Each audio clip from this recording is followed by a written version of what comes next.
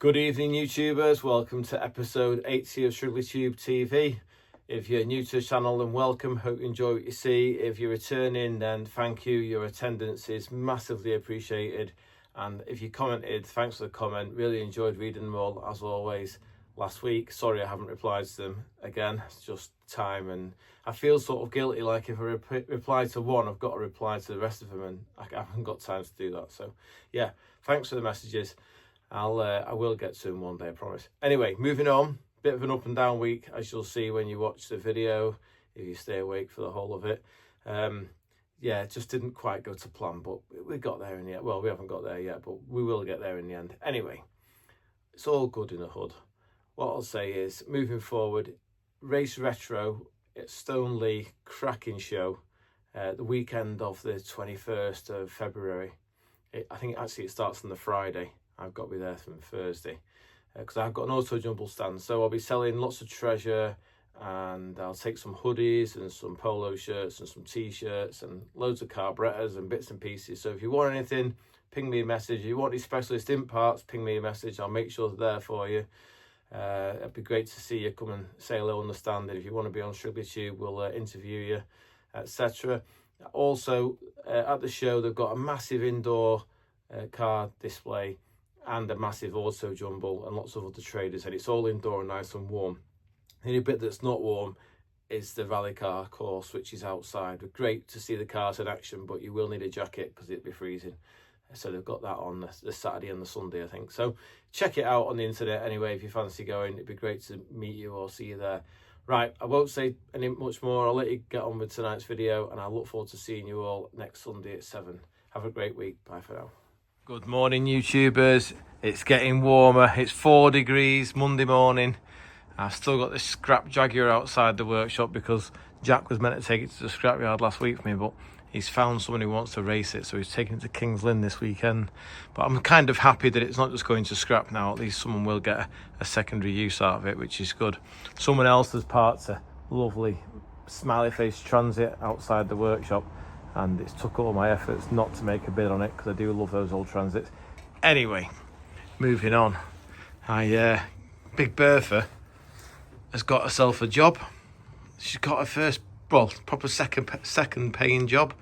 It's a cylinder head off a Ford, I think it's off a tractor, diesel engine, and he's asked me to skim it, so really excited. Thought, great, what a wicked way to start the week. We're gonna do some work with Big Bertha. So I've oiled the motor top and bottom. We're going to fire it up, let it warm up for a minute, and skim this head together. Okay, I've just done the first pass over the top. Quite interesting. I mean, I expect to see this sort of thing between the cylinders where the gasket's been fretting and it's just gone a bit low. But that's really interesting. On some of the cylinders in the chamber, we've got like a low area. I don't know, maybe heat or... not quite sure, that one especially there. So yeah, well, that was just literally just to check that the head was flat. I'm happy that everything's flat. We just need to put the actual cut on now and clean it up. But you can see how rough the original milling cut was. Probably done by Ford. You can see all the high spots in it where it was originally ground. We'll try and make a better job of it and make it nice for him anyway. I suspect it's going to be about 5 or 10 thou low here though before we clean up. And it's got it both ends. Anyway, we'll plug on and see what happens.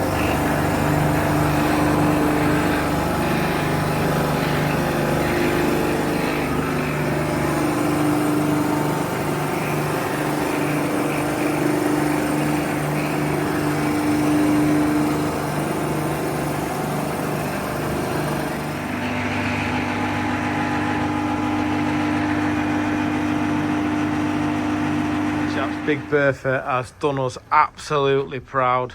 He's ripped through the head on this just beautifully. I now remember why when Bob said, do you want to buy it? I had to buy it. It's just brilliant. I've tried to do things like this on a miller, and I must have been on here 20 minutes tops from start to finish, and it's just, I've took like 10th hour off it. And you know what really made me impressed? I did a dead slow finishing pass, just let it spark out. Spark out's where any preload in the wheel is just allowed to tickle any high spots off. And I thought, on the last pass, I'll just put a thou on. So one of these segments here, one thou I did. just to see how accurate the mechanism was. And it started sparking again. I couldn't believe it. What a machine. Anyway, enough of me getting overexcited about my grinder. We'll ring the chap and tell him to come and pick it up. That's brilliant, that. Thank you, Bertha. Okay, YouTubers, it's Tuesday morning. Thought we'd start by diverting from work again. So you might recognise this as being the offset liner job engine that we talked about last week. And I said I was going to put one of Stuart's new cam carriers on, because the cam follower is a little bit small for the amount of lift that this camshaft has got.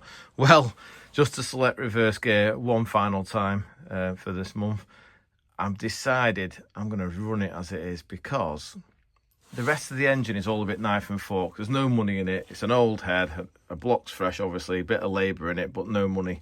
And then it's got the motorbike pistons and rods with the offset ground crank, which is all on trial. Now, when I say it's on trial, I want to run it at a test on the 29th of February at Alton Park. And if I'm going to do that, I'm not going to get the carrier in time. Also, if it has a whoopsie on the dyno, because we are going to have to run it to 9,000 to make sure it's okay, and it say the crankshaft snapped and everything got out of control and hit the valves, the pistons, it could break the camshaft and damage the carrier, the new one, which I don't want to do. So all it's got to do is survive the dyno and then survive the test, and then we'll reevaluate where we go from there. But I think, as I've got as far as I have with it, it would just be worth running it, seeing what happens, get a learn. It's just a learn. It's not ever going to be for sale. Let's just find out what happens. So that's the plan there. And then I've been doing some workshop maintenance as well. Obviously, you know, the doorbells, I get through them all the time. They last about 6 weeks. I know it's just a cheap thing off Amazon. So I've fitted a fancy, you know, a bit of investment in the workshop. Check this out. It's a bell with an old speedo cable. So now all you've got to do, no batteries required, pull cord back and forth for attention. How good is that? I've absolutely excelled myself there. I absolutely love it. Wish I could take it with me to the new unit. Anyway, we'll go. I've got my carburetors, my Delortos, there in the ultrasonic tank getting cleaned. That's for the offset bore engine. And then our machining liners, we're going to look at. Okay, we've got a little production line going now. So last week we talked about roughing the liners out. This week I've got them, they've all cooled down. I put them back in the lathe, put the clock on, make sure they're okay. And we're going to do the finished turn. So obviously it's got to be within a thou this.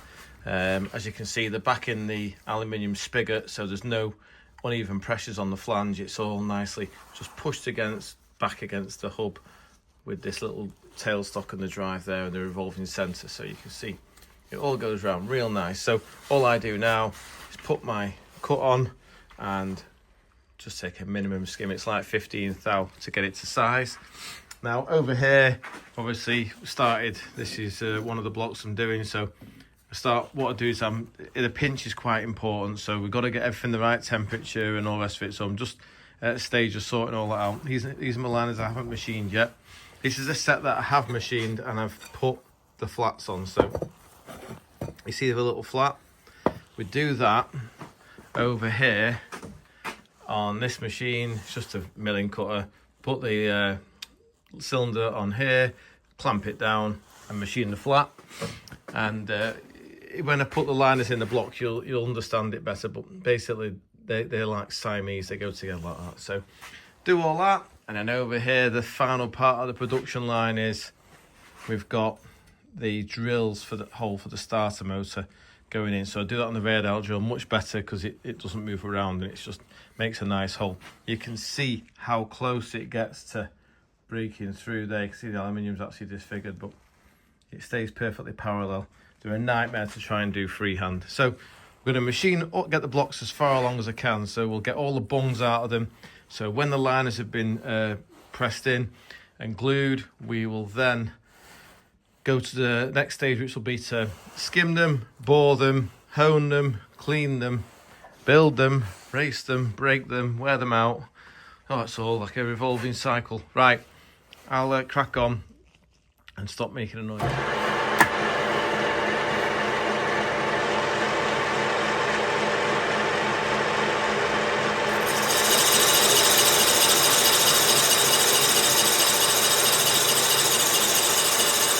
Chaps, we've got some visitors in the workshop. We've got with us Ted, Alan, Ted. He's Alan. Alan, Yeah. and Peter. Yeah. Hi. And these guys are the Wirral wobblers, and that's because they've got mopeds, old school mopeds, haven't you, chaps? Yeah. We have, yeah. Oh, wicked. So what have you got, Peter? I've got a Honda 90 and a mobilette that I kind of bounce up and down on. I got a Pook and an NSU quickly. Wow. What have you got? I've got a rally, what is it? Runabout. Yeah. Is that's not the one with the engine and the wheel, is it? No, he's got a Chinese engine fitted. Oh, is it? It's the fastest rally and run core. All right. Well, I'll erase that bit out. Super Cub. Oh, a Super Cub. Yeah. Right. I'm gonna have to get my Honda C90 out and come and see you, boys. Front-wheel drive Velosolex. Have you? It's an engine over the front tyre. Oh, is it like on a little knurled nut? Yeah. Yeah, like Mr. Bean used to ride. Yeah. Right. If it got a bit of slippage, you could soon burn through the tyre, 15 couldn't you? mile an hour on a good day. And that's about We it. went to On a some dry race in day. France, didn't we? Yeah. Was it last year we We went? did the Yeah, Solex. the The Velosolex Solex races. racing, and they did an half shift round the 70 circuit. miles an hour on one gear. No gears, just a different size tyre and a high revving engine. Weren't some of them Absolutely. electric? One was someone was was making that. an And electric that- one, but that was a bit of a joke. But it's always got away from the start before all the others, Yeah. because the others had Yeah. to pedal to start. Inst- And shut The off. wall Instant was torque. well, didn't they? Yeah. Anyway, that's us Wirral wobblers. The Wirral wobblers, right? Well, thanks for the insight, chaps. But Peter has bought an imp recently, and this is his imp engine. So, Pete, tell us a bit about the car. It's been stored, had it? Been stored 7 years under tarpaulin, getting wetter and wetter. When I got it, I changed the oil, the coolant, put a new oil filter in. Yeah. Yep. And it ran absolutely beautifully, really did. And I was revving it up for about 5-10 minutes each day, and then suddenly it started pouring white smoke out of the exhaust. Oh, dear. Right. Okay. So we thought the head gasket had failed, and it has failed. I mean, it's dissolved. You know, it's just an old head gasket, and there's a lot of crystallized coolant in the cooling jacket. However, the fire rings do all look okay, and there's no signs of coolant or bore wash or like anything's gone majorly wrong. So what we think may have happened is, obviously with the imp lay on its side, the inlet guides are pooled in oil. So if the engine's left idling for a long time, the seals go hard, and it draws the oil down the inlet guide. And if we look at the exhaust ports, you can see how wet they are. So the oil ends up in the exhaust manifold, and of course, because it's not that hot in there, when you rev it and give it a good rev, what you've seen is actually white oil smoke, not blue smoke, because it's not been burnt in the chamber, it's been burnt in the exhaust. So I don't think this has got a head gasket issue, other than the fact it's rotten and fell apart. So what we're going to propose to do is clean all this chamber out so that the water jacket's clean. Peter's going to clean the radiator with some descale and the matrix, and I'll give the head a quick skim. Yeah, put you a thermostat in. The thermostat in, it wasn't in before, was it? Yeah, and we'll put some new guide seals in it. That will help the situation. It won't cure it. I don't want to say it's going to be a non-smoker, but if you get in it and drive it and get it under load, it should burn clean, and I think you'll be out of the woods. And at least you can enjoy the car for summer. Brilliant. And if you really enjoy the car, then we can do you a new 930 for it. But let's just get you on the road first. Brill. Well, thanks very much, the Wirral Wobblers, for being. I'll see you at Sunday at 7. Okay. Just while I was waiting for this carburetor to be cleaned in the ultrasonic tank, I pulled apart another pair of DHLA Delautos for my offset crank engine. They're a bit grubby to say the least, but I think they'll be all right. There's all sorts in there, God knows. But what I'm going to do is, before I put them in the tank, I've got one here that's got some broken threads in. So I'm going to use the welder to build up some material to get more grips on. But I tend to find that when you've got something fused in alley, because of the expansion with the heat, that tends to release it, and we'll be able to wind the threads out. It's just easier than drilling them. And you can see we've got a few liners now machined ready for the blocks, so that's all going well. And I want to also say a massive thanks to my mate Jack for lending me his snap-on welder, because mine broke, and this is a great thing. I keep trying to buy it off. Right, proper result that. Really pleased. I just blobbed some weld onto the top of the threads, and obviously the heat transfers from the thread into the alley, and then I just literally put a pair of mole grips on the top of them, and was able to wind them threads out, because they were quite deep, so the chances of me staying straight if I drilled them out were probably quite narrow. So these carbs will clean up well now. We'll get them in the tank. We'll go and see how the Fiesta carburetor's doing. Okay, YouTubers, I thought we'd do a bit of a workshop update. It's Wednesday evening. It's time to down tools and start playing. So just to give you an update, I've been doing my blocks. I've got one on the borer now. The first one, the liners were set this morning, so I bored that one, so that'll start getting milled tomorrow, hopefully. We've been doing the starter motor holes as well on this machine, and we've got another one there with the clamps on ready for tomorrow. So I've got 4 now done. I've left my jig all set up here, so I've still left the dummy in. I'll get the next 4 on the go, but I thought we'll have a little play, because I did say I was going to try and do a little bit on the offset engine. So I've done enough paint work today, I think. So these were the Delautos that I put in the tank, and they were horrible. They've come out really nice. So they're not particularly bright or anything, but they are clean and ready to function. So I'm going to build these up. Now, I'm not going to video it because I've just recently done a video all about the DHLA Delauto rebuild, and it was in episode 72. So if you want to watch that, head over, and I did a bit of a detailed part, you know, step by step. So I'll get these wads together now. We'll get them on the manifold, and maybe we'll get them on the engine later before home time. Good morning, YouTubers. It's Friday morning. I did a bit of a whoopsie yesterday. I forgot to bring a mobile phone to work, so no videoing, but we did make some progress. So Wednesday night, I'll turn the phone around. Just wanted to say good morning. Wednesday night, I put this together a little bit further. Just did the carburetors and stuff after work.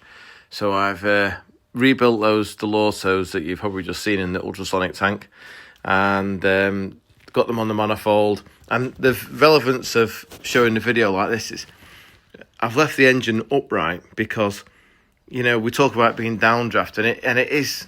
If the engine stood upright, it's just a shame it stands at 45 degrees, because as you can see, if that was in like a 1 litre Talbot Sunbeam, we'd have a right good inlet run like a motorbike. So I'm just going to talk for a second about my plans, which are I'm going to put a standard sump on it, not one that we could go racing with, just so we can get it on the dyno quickly, because I want to try and get this on the dyno and run it tomorrow, which will be Saturday, before the upload on Sunday night, ready for Shrigleytube at 7. So I'm really keen just to get a noise out of it, and then we'll ring its next week. But yeah, I've got loads of other things on the go. I have been dead busy.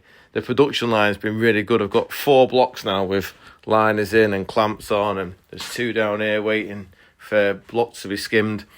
If you remember Peter, who came with these 2 friends, the Wirral wobblers, that's his cylinder head. So I've cleaned the block up and I've skimmed the head, and we're going to just put the valves back in, give them a quick lap. It's actually in very good condition. The guides are okay. Everything looks okay. Just as the seals have gone hard, but we'll go through that when I put it back together. So I'm going to put that back together maybe this afternoon, or actually no, maybe next week, because I want to prioritise this. But I've got Glenn coming to pick his engine up. Now, what I was going to say was, I've just been in my scrap bin. I get all excited when I use things that are waste. I don't know why. I just hate waste. And I've always wanted to do my own trumpets. So I'm going to make some trumpets with some nice big radiuses on. Because the ones you buy, they're just a little bit puny, I think. So these will be a good size, these. Anyway, we'll do that together as well if we get time. Good morning, YouTubers. It's Saturday morning. Very, very excited this morning because got the sump on the offset block last night, just a standard sump, just to get a tune out of it. And I'm going to put it on the dyno this morning. We're not going to be able to run it all the way to like 9,500 today, but we'll certainly get a noise out of it, you know, and decide if it's functional and fit enough to go for some more running next week. So looking forward to doing that. But before we do that, just give a quick walk around so you can see this is the engine which is on the smash at the front here. Nothing lines up, it's an absolute knife and forker. If it runs, it'll be a miracle. But the inlet run looks good, and yeah, I'm just hoping to see some horsepower and some good torque out of that. Now, over here, we did discuss my favourite part of the job, which is making gold out of scrap. So these are some old lumps of aluminium. I've got 4 of these. Oops, so just dropped. So I thought we'd go through it together, turn these into trumpets. Now, I don't like the trumpets that you buy, the generic ones off eBay. I want something with a really nice radius, so when the air goes into the engine, it's got a right good swoop as it goes round. So we're going to do it together. I'm going to put this in the 3-jaw chuck, grip it externally, and we're going to drill it bigger and bigger till about 2 inch, and then, no, not 2 inch, we're about 1.5 inches. Not even 1.5 inches, sorry, about 1.25 inches, and then we're going to bore it to 40mm, which is the ID of the Venturi where it goes in the carburetor, and then we'll get all 4 of them and go to the next stage, which will grip internally on the hole that we've made, and then we'll top turn them and make a form tool, etc. But we'll go through it as we stage by stage. So we're going to call this scrap to treasure in 10 minutes. Okay, first up is to make a pilot hole, so it's not running true or anything. We've got loads of excess on the outside that's going to be wasted, but we just want to get a decent point. So we're going to drill a little hole, and then that will be a good pilot for the big drill that's going to go in next.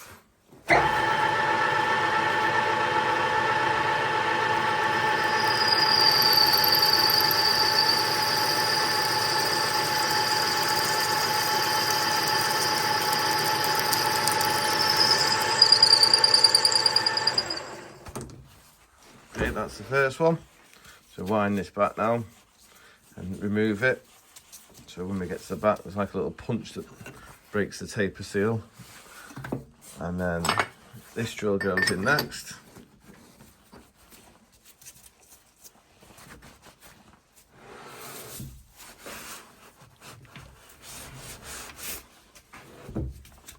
So we should really slow this down, but because it's aluminium, it should coat no problem. Nice and soft.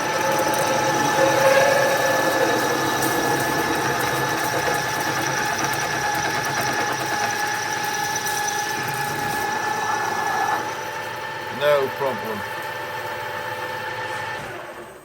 Get this out of the way. Just get rid of the swarf. Kit from down under will be having kittens when he sees the state of my machine. I should have cleaned it before starting this, but we just need to get on with the job, unfortunately. It likes a bit of the swarf, my machine. Doesn't bother it. Probably get a shock if I cleaned it. Right, I've set the boring bar up already. So we're going to put a 2mm cut on, and we're going to plough through.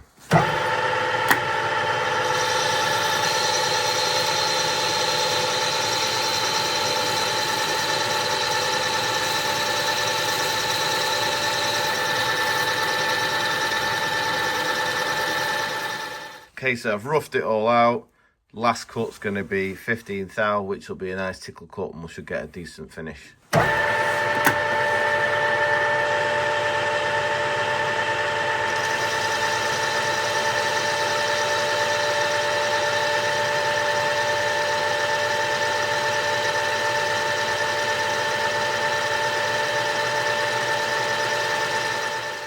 Right, we've put the piece of aluminium now, the scrap alley, back in the chuck, but we gripped it internally. Now we've got that 40mm hole in the middle, and what I want to do is I want to remove the big lug. So I'm going to try and take some of the weight out of it with my favourite multi-purpose bullnose tool. I've got the other 3 all up to the same stage, so they've all got the holes in them now. So we'll just concentrate on removing this lug. We might have to hacksaw the last bit because I was going to get close to the jaws, and I'm not quite sure how well it's going to machine. It might pull a face this because it'd be clonkety clonk, but we shall see. Fire him up.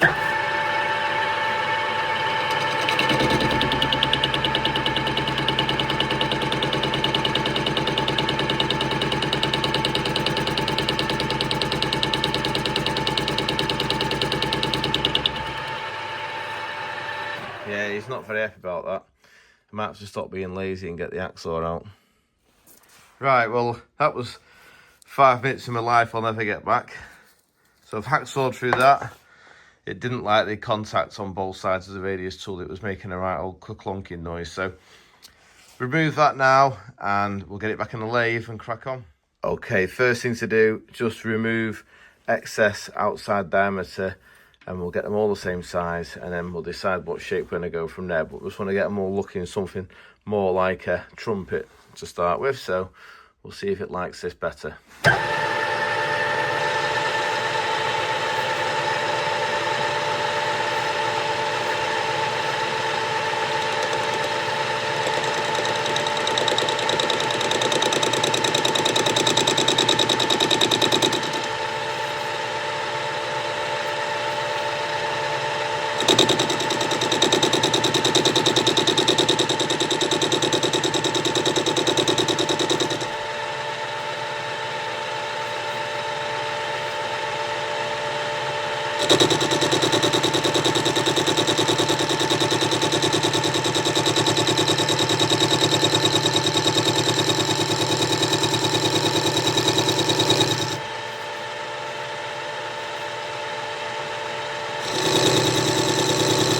Starting to sound a bit better.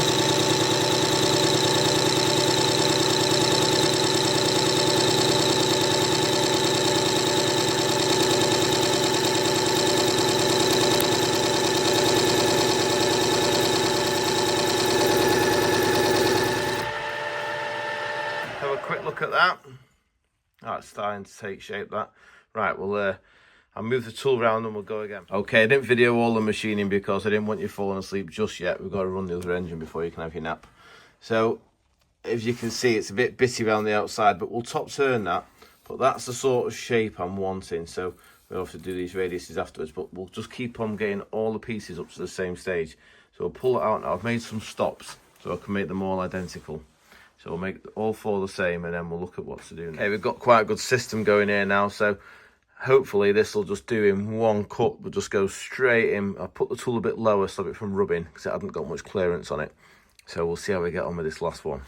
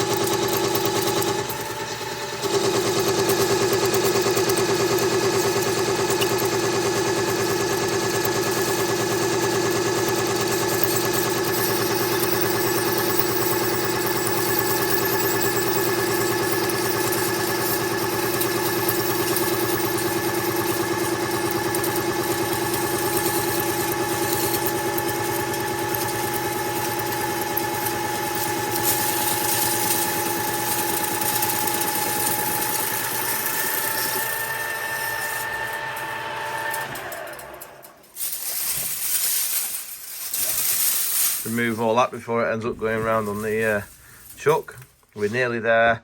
I haven't actually set a stop. The stop is when we see sparks, which is the tool hitting the chuck. Very, very professional.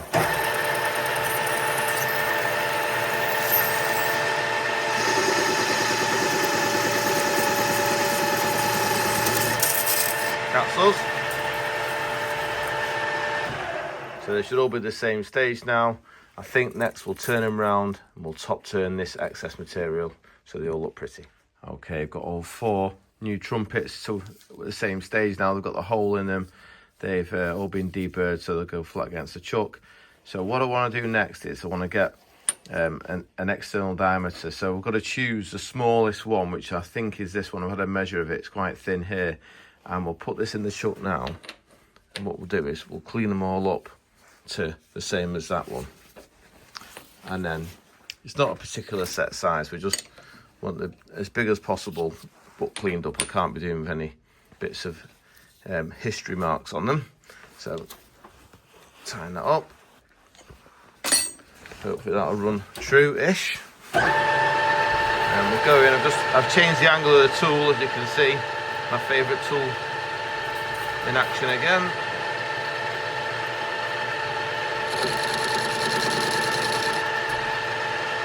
You hear it was intermittent, so keep going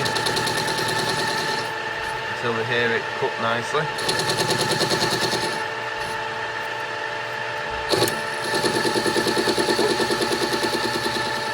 Right, has that virtually got it? No, still some ring holes there. My ring drilling.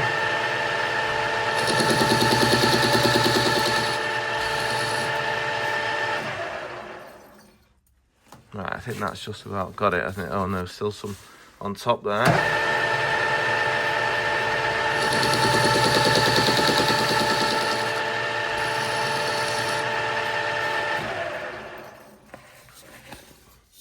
Not there yet. Come on, shake.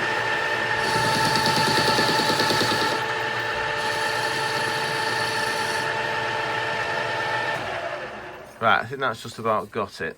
We'll do a finish cut. I just want to say a thank you to Mr. Benoy, because I was trying to think where these had come from, and I remembered back in 2014, the first long rodded engine that I made, I had to make a spacer plate for the top of the block, you know, to go between the head and the block, and I had to make it out of a piece of just a big flank of alley, because this was before we got them machined on the CNC. So these were the 4 cylinders. You know, I just drilled round in a ring on the radial drill, popped them through, and then bored it. And this was the waste material. So thanks, Simon. I hope you're happy to see the bits of your long rodded 998 being used for some good use. Right, we're starting to take shape now. I can see what I want to achieve.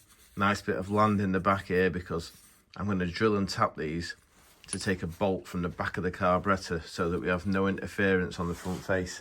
You can see there, that's the hole. We're going to come in from this side, little M5 bolt. Anyway, that's for later plans. So you can see I've got one in a lathe.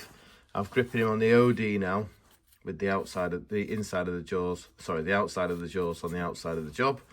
And then what I was going to talk to you about was this, which is called a compound slide. So if you turn this handle, this whole mechanism goes backwards and forwards.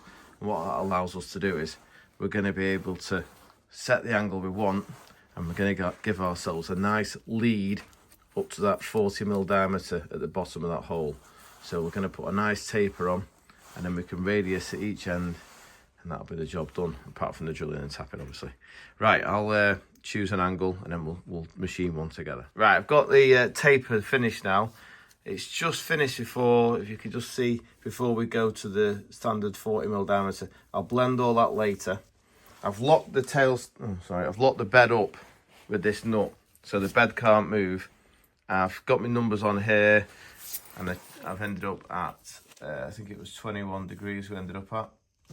Light's quite bad, but yeah, 21 degrees, straight in. So we'll do one together now, and then what we'll do then is we'll make a form tool or some sort of radius tool to finish off this outside diameter, but that'll be enough operation. We'll keep doing them all to the same stage, and then we can see that how it's developing as it goes along.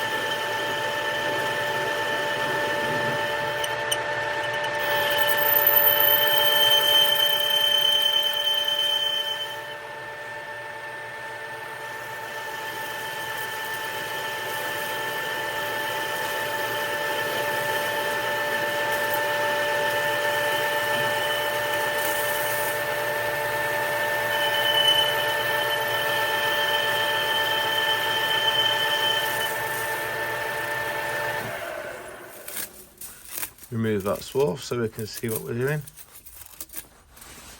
Right, we've only got 0.4, 16 thou to take off, and we'll be at our finished size.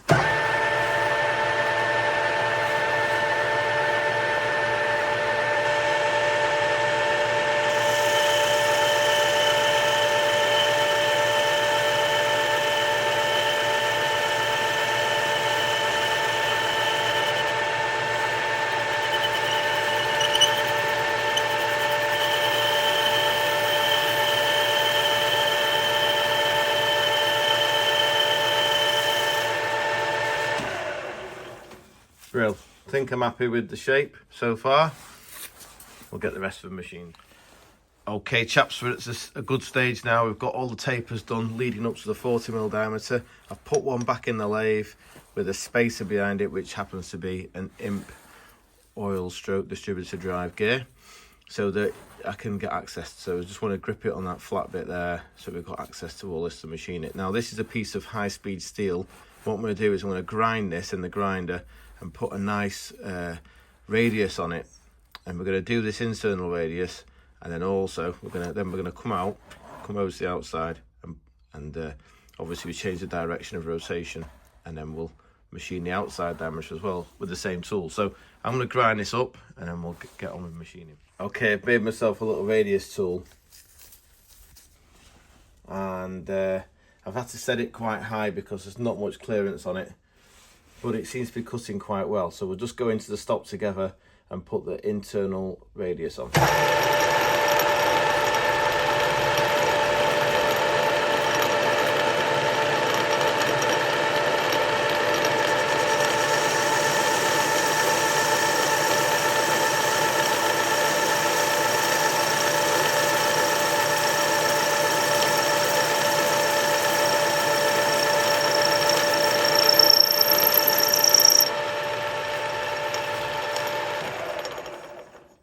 Worked out quite well. That we'll get the external one on and see what it looks like. Okay chaps, we're on the home run now. This is the final operation before we attack it with the emery cloth and make it look pretty. So for this operation we're going to put the outside radius on, but we have to run the chuck in reverse.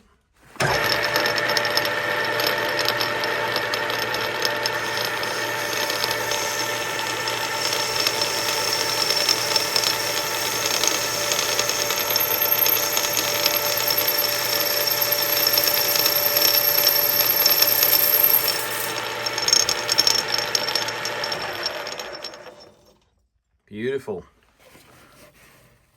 We'll just smooth all that off, but yeah, I've got the basic shape that I wanted in my head. There's absolutely no mathematics, nothing other than just how I wanted it in this design, just in case anyone was looking at it analytically and saying, I'm not sure that'll work, Andy. Right, we've got all of them up to the same stage now, so all the radiuses are complete. What I want to do is I want to blend it and tidy it up a little bit. I'm going to use this blade to do it. This is not the correct way of doing things, and I don't recommend you do this at home. It's just an easy way for me to do it quickly now. I have got my foot on the stop should things go wrong, but I've done quite a bit of this in the past and I've got all my fingers still, so hopefully I'll be okay. But please, if you are at home thinking you're going to do it, just think about everything you do. I don't want to be encouraging anybody to make a mistake and hurt themselves, so just be really wary of a chuck. You know, there's so much torque involved, it'll really hurt you if you get caught in it. Anyway, I'll just get this little blade and I'll show you what I'm trying to achieve.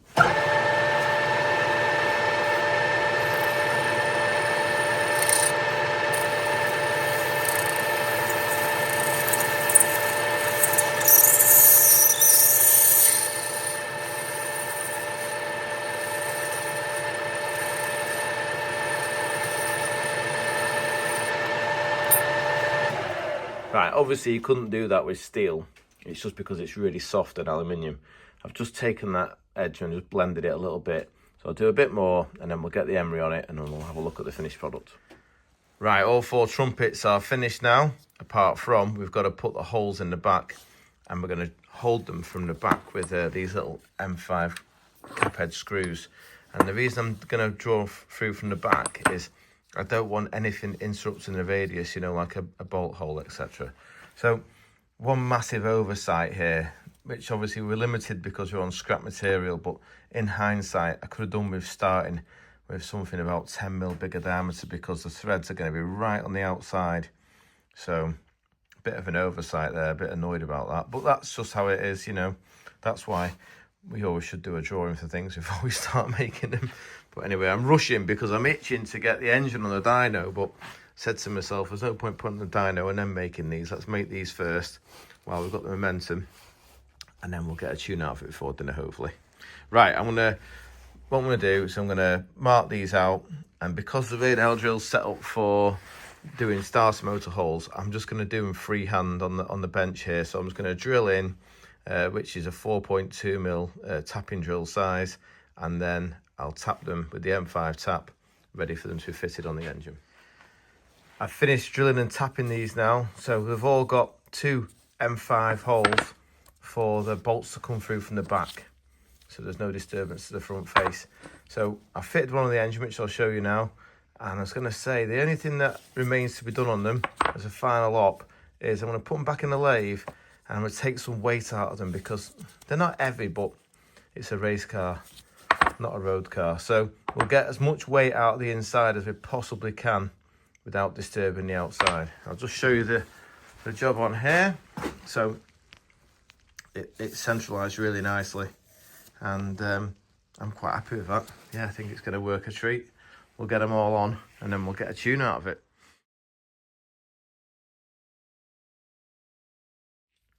Right, I'm actually really pleased with those trumpets. I think they've come out a treat.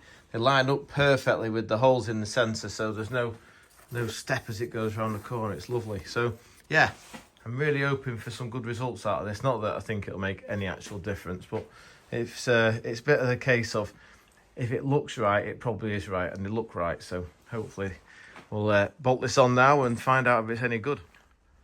Right, it's that moment, chaps. I've been waiting for this for a while. Congratulations, Mr. Will Parry, having changed the angle of the block and the angle of the head and everything. You managed to make a manifold absolutely perfect. So brilliant, that, mate. Dead happy with that. Just the right amount of incline on the side draft autos there. So it's a bit of an exciting moment, as I say, because there's no money in this job. This is an absolute like knife and forker. The crankshaft's made out of a scrap crank. Obviously offset, not offset, it's standard stroke, but it's been shrunk to run the motorcycle connecting rods and pistons. And then the head is James's, or my old head that James had an accident with at Castle Coombe. So I've re-welded it all, moved the Wills ring over, then done everything to make it line up with the offset liner. And yeah, so it's really exciting moment for me. I've primed the fuel and one of the carbs leaked, so I just got fuel dripping everywhere, but I turned the pump off for now. I thought we'd just do the first fire up together. I'll try not to make any funny squeaky noises when it starts, but yeah, it should go this with a bit of luck. I've well, should we put, I'll take a bit of advance out of it. Let's try it. I bet I'm not able to do this one-handed, am I? Because I need to give it some throttle. I wonder if I could elbow it some throttle. At the same time, just hold the camera and touch the wire on the starter. There we are. Oh, she's alive. No nasty noises.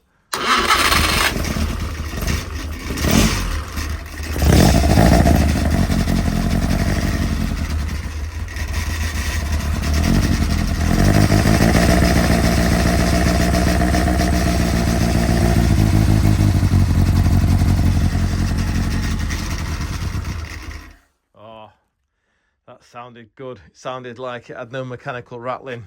Everyone sounded like they were getting on well. We had oil pressure. Right, I'm going to make a cup of tea and I'm going to put some water in it and then we'll run it properly.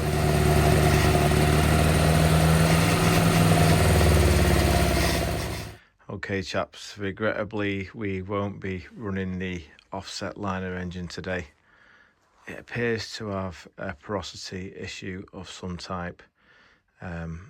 I'm going to have to just walk away from it, get on with some work, and have a think about it.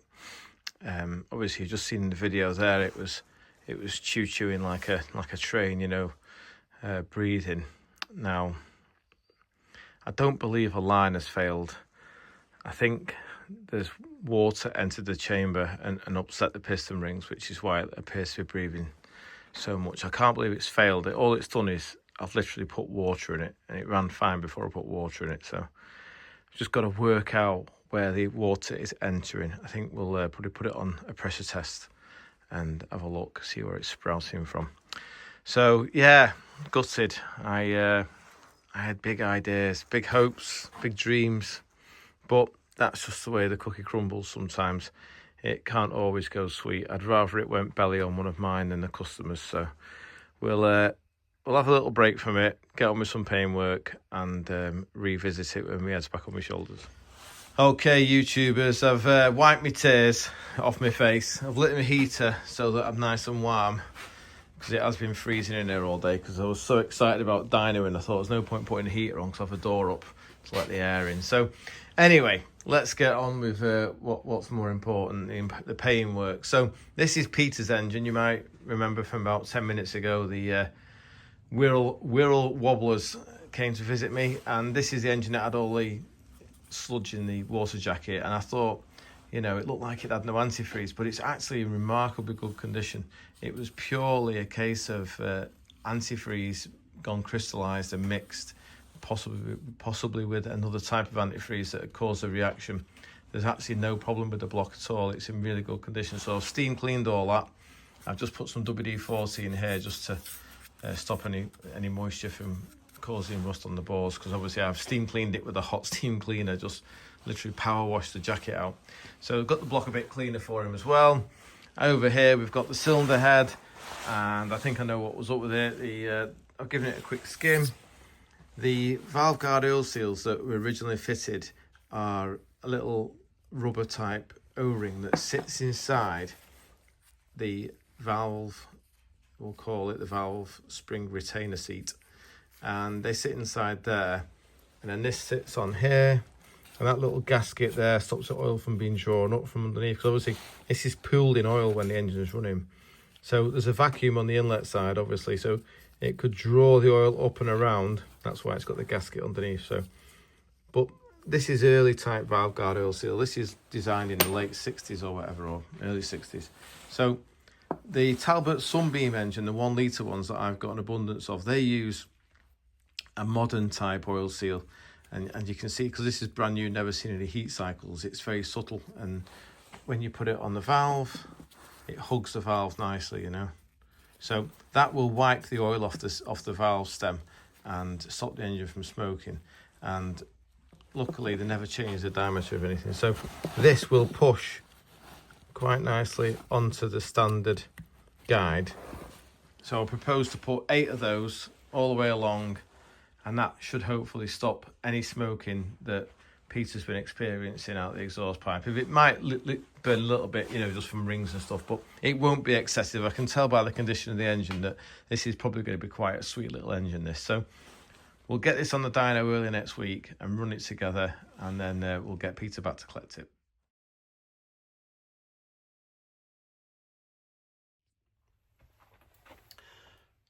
Well done, congratulations, give yourself a pat on the back. Brilliant, you made it to the end of Shrigleytube. Hope you enjoyed what you've seen. Hope you're not too upset and disappointed like I am. I'm feeling proper grumpy about that engine. Anyway, it's only nuts and bolts. It can't be that hard to fix, can it? So I'll get stuck into it next week and have a good sleep on it this weekend and think about what could possibly be causing the water to get into the cylinders. Anyway, it's all good. Well, hope you enjoy what you've seen. I look forward to seeing you next Sunday at 7. Have a great week. Bye for now. Okay, YouTubers, we just come down to the new unit to see how they're getting on. Looks like they've started the roof with the scaffolding, and they've put a roller shutter door in where the window used to be. The big question is, will Big Bertha be able to fit through there? I hope so. Anyway, this is the new roof, I believe. It's all been measured up and cut. Looks like quite a good roof as well. It's got like a layer of insulation on it, so keep the heating in winter So yeah, we'll keep an eye on the progress, but it looks like we will be in this year at some point. Hey YouTubers, first run back after 3 weeks, absolutely whacked, done about 5k, nearly killed me. Hopefully next week will be easier, but I nearly let myself off tonight because look how it's proper grim out here. But I thought to myself, let yourself off again. You've had 3 weeks of eating chocolate, you'll never get in that race car. Peace out.